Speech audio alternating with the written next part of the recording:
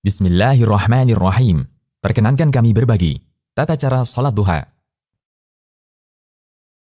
Dinyatakan dalam hadis yang sahih bahwa di antara keutamaan salat duha, salat ini menggantikan tugas sedekah seluruh persendian. Salat tersebut juga menjadi sebab Allah memudahkan urusan kita hingga akhir hari. Berikut di antara keutamaan salat duha yang disebutkan dalam hadis sahih. Pertama, salat duha dapat mencukupi sebagai sedekah bagi tiap ruas tulang Bani Adam. Nabi SAW bersabda, pada pagi hari, diharuskan bagi seluruh persendian di antara kalian untuk bersedekah. Setiap bacaan tasbih, yaitu subhanallah, bisa sebagai sedekah. Setiap bacaan tahmid, yaitu alhamdulillah, bisa sebagai sedekah. Setiap bacaan tahlil, yaitu la ilaha illallah, bisa sebagai sedekah. Dan setiap bacaan takbir, yaitu Allahu Akbar, juga bisa sebagai sedekah.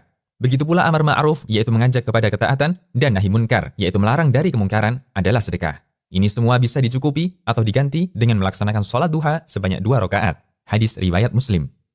Kedua, sholat duha merupakan salah satu wasiat Nabi SAW kepada beberapa sahabatnya. Di antaranya Abu Hurairah radhiyallahu anhu. Beliau pernah mengatakan, kekasihku yaitu Nabi Muhammad SAW mewasiatkan kepadaku untuk berpuasa 3 hari dalam tiap bulan, melakukan 2 rakaat sholat duha dan melakukan sholat witir sebelum tidur. Hadis riwayat Bukhari dan Muslim. Ketiga, sholat duha merupakan sholatnya orang-orang yang rajin bertaubat. Rasulullah SAW bersabda, sholatnya orang-orang yang bertaubat adalah pada saat berdirinya anak unta karena teriknya matahari. Hadis riwayat Muslim. Syekh Muhammad bin Saleh Al-Utsaimin dan Syekh Abdul Aziz bin Baz rahimahumallah dalam penjelasan Riyadhus Shalihin menyebutkan bahwa sholat yang dimaksud adalah sholat duha. Hadis ini juga menjelaskan bahwa waktu yang paling afdol untuk melakukan sholat duha adalah ketika matahari sudah terasa panas. Keempat, mendapat pahala haji dan umrah yang sempurna.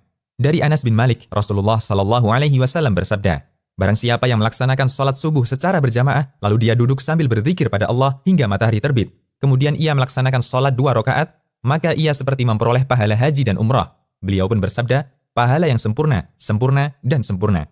Hadis riwayat Tirmidzi dan dihasankan Syekh Al-Albani. Kelima, termasuk sholat awwabin, yaitu orang yang rajin bertaubat. Dari Abu Hurairah radhiyallahu anhu, Rasulullah SAW bersabda, tidaklah menjaga sholat sunnah duha, melainkan awwab, yaitu orang yang kembali taat. Inilah salat awwabin. Hadis riwayat Ibnu Khuzaimah dihasankan oleh Syekh Al-Albani. Imam Nawawi rahimahullah berkata, awwab artinya adalah orang yang taat. Ada pula ulama yang mengatakan bahwa maknanya adalah orang yang kembali bertaubat. Hukum salat duha. Menurut pendapat yang paling kuat, hukum salat duha adalah sunnah dan boleh dirutinkan. Abu Hurairah radhiyallahu anhu mengatakan, kekasihku yaitu Nabi SAW mewasiatkan 3 nasihat kepadaku, berpuasa 3 hari setiap bulannya, melaksanakan sholat duha 2 rakaat, dan berwitir sebelum tidur. Hadis riwayat Bukhari dan Muslim. Waktu sholat duha. Sebelumnya kita awali dengan hadis tentang waktu larangan sholat. Terdapat hadis yang menyebutkan waktu larangan untuk sholat. Dari Uqbah bin Amir radhiyallahu anhu, dia berkata, ada 3 waktu di mana Nabi SAW melarang kami untuk melaksanakan sholat di 3 waktu tersebut, atau menguburkan jenazah kami. Ketika matahari terbit sampai tinggi, ketika seseorang berdiri di tengah bayangannya sampai matahari tergelincir, dan ketika matahari miring hendak tenggelam sampai benar-benar tenggelam. Hadis riwayat Muslim. Pada hadis di atas, ada 2 waktu yang mengapit waktu duha. 1. Ketika matahari terbit sampai tinggi. 2. Ketika seseorang berdiri di tengah bayangannya sampai matahari tergelincir. Ketika matahari sudah terbit, mulai kapan sholat duha sudah boleh dilaksanakan? Apakah tepat setelah terbit, ataukah ditunggu sampai agak tinggi? Ulama berbeda pendapat mengenai waktu mulainya sholat duha. Sebagian ulama Syafi'iyah berpendapat bahwa waktu mulainya sholat duha adalah tepat setelah terbitnya matahari. Namun dianjurkan untuk menundanya sampai matahari setinggi tombak. Pendapat ini diriwayatkan An-Nawawi dalam kitab Ar-Raudhah. Sebagian ulama Syafi'iyah lainnya berpendapat bahwa sholat duha dimulai ketika matahari sudah setinggi kurang lebih 1 tombak. Pendapat ini ditegaskan oleh Ar-Rafi'i dan Ibnu Rif'ah. Demikian yang menjadi pendapat Imam Abu Syuja dalam Matan At-Taqrib ketika beliau menjelaskan waktu-waktu yang terlarang untuk sholat. Hal yang sama juga menjadi pendapat Imam Al-Albani. Beliau ditanya tentang berapakah jarak 1 tombak. Beliau menjawab, 1 tombak adalah 2 meter menurut standar ukuran sekarang. Sebagian ulama menjelaskan, jika diukur dengan waktu, maka matahari pada posisi setinggi 1 tombak kurang lebih 15 menit setelah terbit. Waktu akhir sholat duha. Batas akhir waktu sholat duha adalah sebelum waktu larangan sholat, yaitu ketika bayangan tepat berada di atas benda, tidak condong ke timur atau ke barat. Untuk menentukan batas akhir waktu duha, Anda bisa perhatikan bayangan benda. Selama bayangan benda masih condong ke barat, meskipun sedikit, berarti waktu duha masih ada. Kemudian ketika bayangan benda lurus dengan bendanya, tidak condong ke barat maupun ke timur, waktu sholat duha telah habis, karena matahari persis berada di atas benda. Ada sebagian yang memberikan acuan, kurang lebih 15 menit sebelum masuk waktu zuhur. Cara mudah menentukan batas waktu sholat duha. Batas awal waktu duha, yaitu waktu terbit matahari, ditambah 15 menit. Batas akhir waktu duha, yaitu waktu zuhur, dikurangi 15 menit. Waktu duha yang paling afdol. Waktu yang paling utama untuk mengerjakan sholat duha adalah ketika matahari sudah mulai panas, yaitu dekat dengan waktu berakhirnya duha.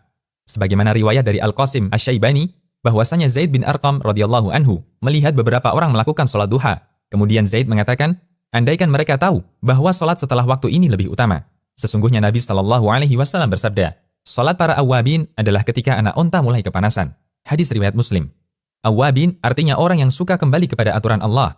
Sebagian ulama mengatakan, sholat pada waktu ini dikaitkan dengan awabin karena umumnya pada waktu tersebut, jiwa manusia condong untuk istirahat. Akan tetapi, orang ini menggunakan waktu tersebut untuk melakukan ketaatan dan menyibukkan diri dengan melakukan sholat, meninggalkan keinginan hati menuju ridho penciptanya. Imam An-Nawawi mengatakan, ulama mazhab kami, yaitu Syafi'iyah, mengatakan, waktu ketika matahari mulai panas adalah waktu yang paling utama untuk melaksanakan sholat duha. Meskipun dibolehkan sholat sejak terbit matahari sampai menjelang tergelincirnya matahari. Jumlah rakaat sholat duha. Jumlah rakaat sholat duha minimalnya adalah 2 rakaat, sedangkan maksimalnya adalah tanpa batas. Mu'adzah pernah menanyakan pada Aisyah radhiyallahu anha, berapa jumlah rakaat sholat duha yang dilakukan oleh Rasulullah SAW? Aisyah menjawab, 4 rakaat dan beliau tambahkan sesuka beliau. Hadis riwayat Muslim. Maksud keterangan Aisyah bahwa Nabi SAW umumnya sholat duha 4 rakaat. Beliau kerjakan 2 rakaat salam, 2 rakaat salam. Dan terkadang beliau tambahkan beberapa rakaat sesuai yang beliau kehendaki. Allahu a'lam. Bacaan doa setelah sholat duha. Terdapat doa yang terkenal di sebagian kalangan untuk dibaca setelah sholat duha. Lafaz doanya adalah, Allahumma inna ad-duha'a duha'uka, wal baha'a baha'uka, wal jamala jamaluka, wal quwwata quwwatuka, wal qudrata qudratuka, wal ismata ismatuka. Allahumma in kana rizqi fis sama'i fa anzilhu, wa in kana fil ardi fa akhrijhu, wa in kana mu'assaran fayassirhu, wa in kana haraman fatahhirhu, wa in kana ba'idan faqarribhu bihaqqi duha'ika wa biha'ika wa jamalika wa quwwatika wa qudratika atini ma ataita ibadaka as-salihin. Apakah doa ini sesuai tuntunan Rasulullah SAW? Doa ini disebutkan oleh Asy-Syarwani dalam Syarhul Minhaj dan Abu Bakar Ad-Dimyati dalam I'anatut Talibin. Namun kedua penulis ini tidak menunjukkan dalil bacaan ini. Dikomentari oleh tim Fatwa Syabakah Islamiyah di bawah bimbingan Dr. Abdullah Al-Faqih, kami tidak mendapatkan dalil kuat yang menunjukkan adanya doa ini pada referensi-referensi yang kami miliki. Bolehkah diamalkan? Perlu dipahami dan dijadikan prinsip bagi setiap orang yang beriman bahwa ibadah dalam agama Islam bersifat tauqifiyah, artinya menunggu dalil. Karena hukum asal ibadah adalah haram, kecuali jika ada dalilnya. Apapun bentuk ibadah tersebut dan siapapun yang mengajarkannya, satu harga mati, semua harus berdalil. Jika tidak, maka itu bukan ibadah meskipun kelihatannya adalah ibadah. Tidak ada doa khusus setelah sholat duha. Hanya saja disebutkan dalam riwayat bahwa Nabi SAW pernah sholat duha, setelah salam beliau mengucapkan, Allahumma ghfirli wa tub alayya innaka antat tawwabur rahim.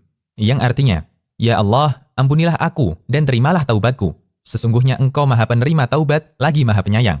Sampai beliau membacanya 100 kali. Hadis riwayat Bukhari dan sanadnya disahihkan Al-Albani. Bolehkah sholat duha dilakukan secara berjamaah? Sebagian ulama menyimpulkan, sholat duha boleh dilakukan secara berjamaah dengan beberapa persyaratan berikut. 1. Dilakukan kadang-kadang, atau tidak dijadikan kebiasaan. 2. Tidak terikat hari, waktu, atau momen tertentu. Misalnya, dilaksanakan setiap 8 sekali, misal Jumat Pon atau yang lainnya.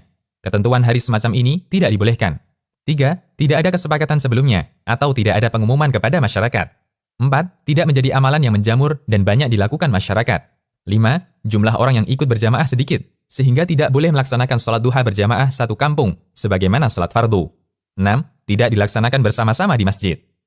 Adakah surat khusus yang dibaca setelah Al-Fatihah? Kesimpulannya, tidak ada bacaan surat khusus untuk sholat duha, sehingga boleh membaca surat apapun dalam Al-Quran pada sholat duha. Demikian, Allahu a'lam.